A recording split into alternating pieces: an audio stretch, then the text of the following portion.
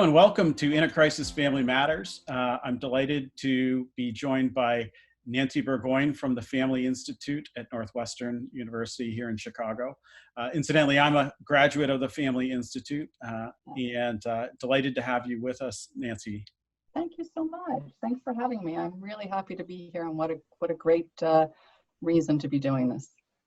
So obviously, I created this blog to try to help the people most in need in the COVID crisis. And we've found that it's not just the COVID crisis, it's trauma on top of trauma for many people. What's the impact been on the clients that you're seeing, and what are you hearing from the clients of the Family Institute about how this is impacting them? Yeah, there's been a spike in, every kind of behavioral health problem that you can imagine in the context of all the stress that people have been experiencing in the last number of months and escalating again in the last week. We know that sort of a baseline level of stress, really has a powerful impact on behavioral health and relationship concerns. So we're seeing a huge spike in anxiety. Some folks are saying that 35% of the population right now are experiencing a clinical level of anxiety. We're seeing a spike in domestic violence. We're seeing a lot of complexity at the level of relationships, couple relationships, trying to navigate this kind of proximity, economic distress, issues like young adults being at home in a developmentally kind of inappropriate way, and their families having to navigate that. And we're seeing, kids and families just sort of stretched to the maximum in terms of their ability to care for themselves and to care for one another. So our clinicians are flooded. We are very busy. We're proud to say that because that's why we're here. We're very busy. We're seeing lots of folks, and we are seeing them all remotely. And so that adds a lot of complexity to how to take care of people, especially how to take care of kids. Mm-hmm. So yes, we're seeing a heightened level of all kinds of behavioral health and relationship problems across the board, but specifically domestic violence and anxiety. So what can people do? Obviously anxiety is high on the list, probably depression. Basically any issue that was there before is being exacerbated. Yeah. What can people do to manage those things? Do you have any kind of practical hints on that? Yeah, this is always very hard to respond to because, clinicians know that, an assessment is a really important part of making recommendations. And so the notion of one size fits all is, can be concerning. That said, I don't want to hold back from offering things that can be helpful to people.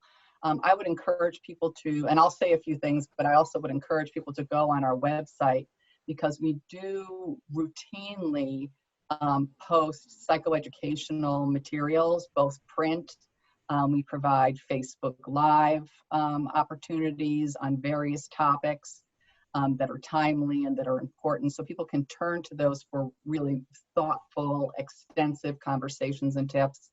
I wrote a series a couple of weeks ago on self-care, where I looked at various components of self-care in the current context, because you can Google self-care and lots and lots and lots of stuff will come up. Everybody will tell you that it's best to eat well and to exercise and to guard your sleep and all of those things. And I could not agree with those things more.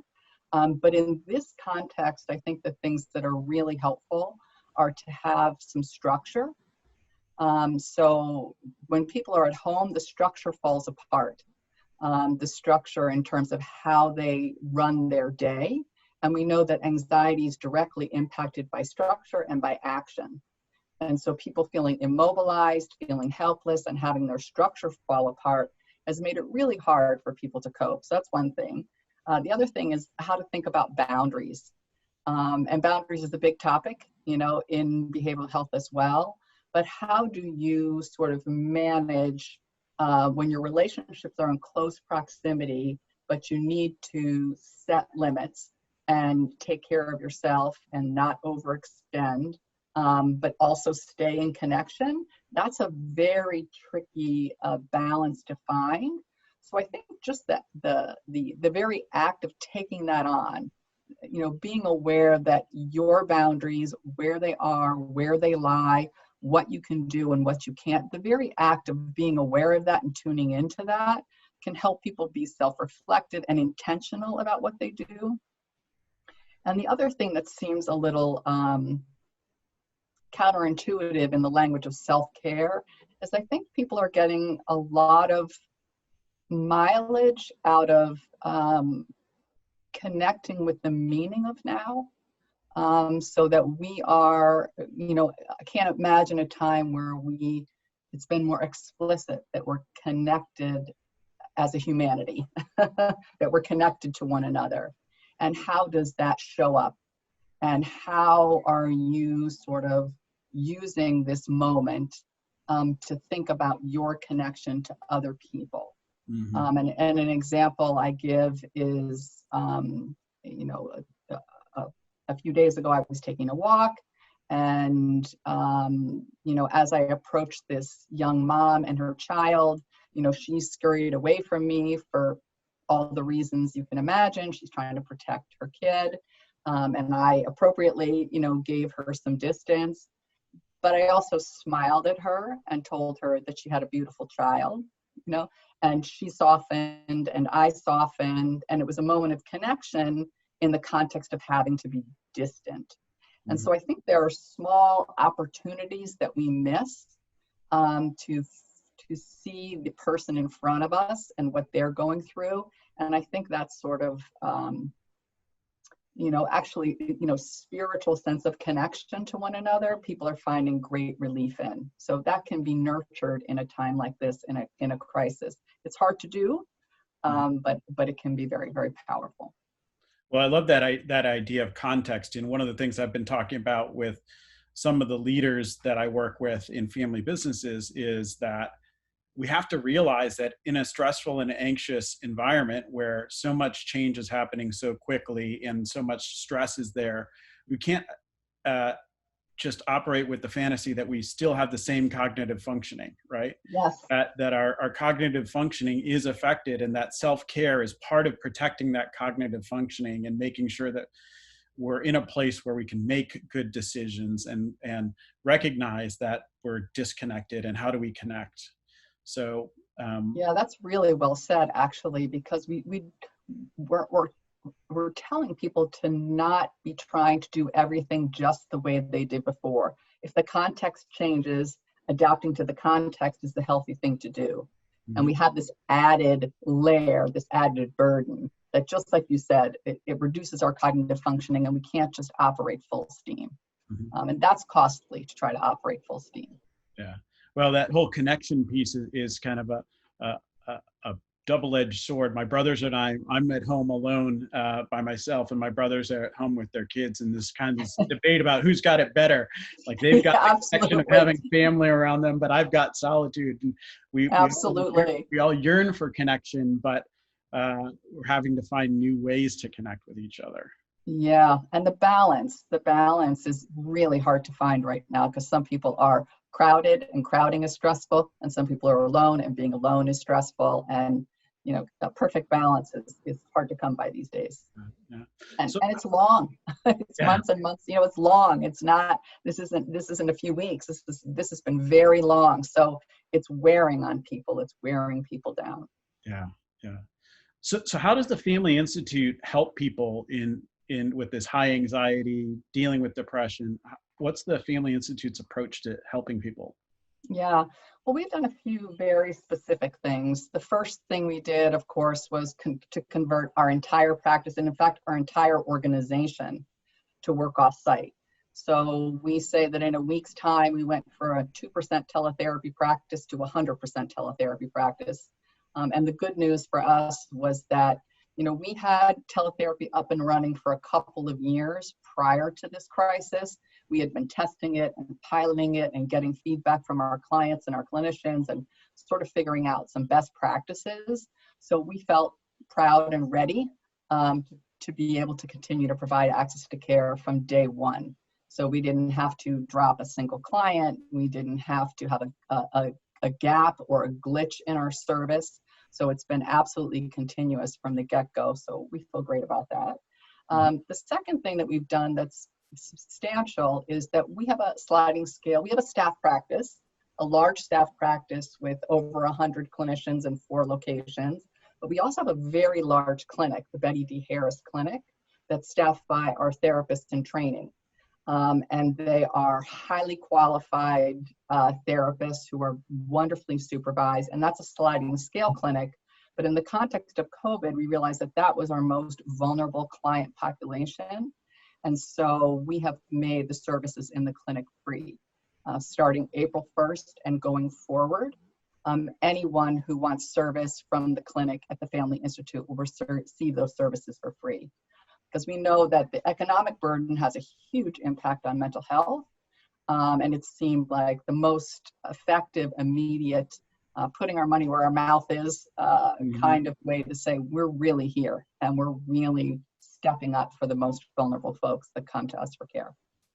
That's amazing. That's amazing. Yeah, I've talked to a couple people in different communities of Chicago on this podcast about how, neighborhoods that violence has impacted them dramatically. And now there's both an economic and a health crisis on top of all that, has just created trauma on top of trauma. So being able to get support for no cost is a really powerful gift to give to people. So how does the Family Institute stay alive if you're giving away the clinic? Yeah. Well, we're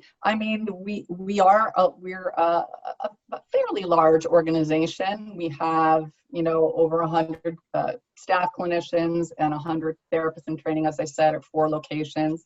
And so our staff practice is thriving. And so being frank, that helps us, but we do have donors. We have very generous donors that support the clinic and have from the get-go. We've been in business now. We're celebrating our 50th year. And the Harris family in particular has generously supported the clinic for many, many years. And we could not do this without the help of our donors. Mm-hmm. I mean, so we're very grateful for that. And that's what makes it possible. Mm-hmm. Great. I will say that the third thing that we're doing is we're doing a lot of psychoeducation. So we're pumping up our, sort of pumping out through, Instagram, Facebook, our website, through our email, the folks that all connect with us on email. We're pumping out a lot of information on a regular basis for people to take in and see what hits them. Not every post or every article is going to hit everyone, but we've been, through the various contexts, reaching out to, subpopulations that we take care of. Mm-hmm. So if somebody's out there listening and they're feeling anxious, they're feeling depressed, they've got other issues that are kind of making their life really difficult, how can they reach out and get help from the Institute? Well, I would encourage people to go through our website. That's the most expedient way, is to the Family Institute. It's family-institute.org. And folks can click on that, and there is a request an appointment button. And they can type in their name and they'll get a call back, or they can call us at 847-733-4300 and follow the prompts to be connected to one of our customer care reps. Mm-hmm. And sometimes, I'll be honest, sometimes there's a few moments wait because we take a lot of time with our clients when they're calling us. But we absolutely will get back in touch. And is that the same process for both the clinic and the staff practice? It is. It's exactly the same process. Yes. Okay. Yes. There's an assessment on the front end by our client care team to figure out who makes sense, both in terms of client or staff practice, and in terms of what kind of care, who's the best fit. So there's quite an assessment on the front end. Got it. So a lot of people out there are like me, kind of sitting at home wanting to be able to help, but can't. What else can people do to support the Family Institute and the great work you guys are doing? Yeah. Oh, that's wonderful. Well, I'd love a couple of things. I mean, I would love it if people simply, go on our website and learn about us. We'd like to be known to people. We'd like to be thought of as a resource. We'd like to be turned to when someone is looking for behavioral health care, when they're looking for a speaker, when they're looking for help for their communities. We would like to be thought of as a resource. And of course, I mean, I'll be very direct. We are philanthropically supported. Well, I'm going to be making a gift to support the clinic, and I hope that others Thank will you. too. But I hope most of all that people will share your name as a resource, because there are a lot of people we don't even know. They may be connected to friends. If people can share your name as a resource, the Family Institute as a resource, then maybe more and more people can get help. So I've really valued the training that I got at the Family Institute. I use it every day in the work that I do, and I hope that others will take advantage of the real knowledge and experience that you guys have. Thank you. Me too. I think people sometimes don't fully know who we are because we're connected with Northwestern. They don't realize that we are an independent, not-for-profit. And while we do have one of our locations on the Evanston campus, we also have a location. Our largest location is in the Loop. We have a location in Northbrook, and we have a location in Westchester. So we provide close to 90,000 hours of therapy per year. So people don't fully know who we are. So absolutely, talk about us, share us as a resource. We want to be there for people. Well, it's an amazing resource, and I thank you for taking the time to be with us today, and encourage everybody to give what you can to help the Family Institute help those who are in need. So thank you so much. What an incredible opportunity to do this. Thank you for your time.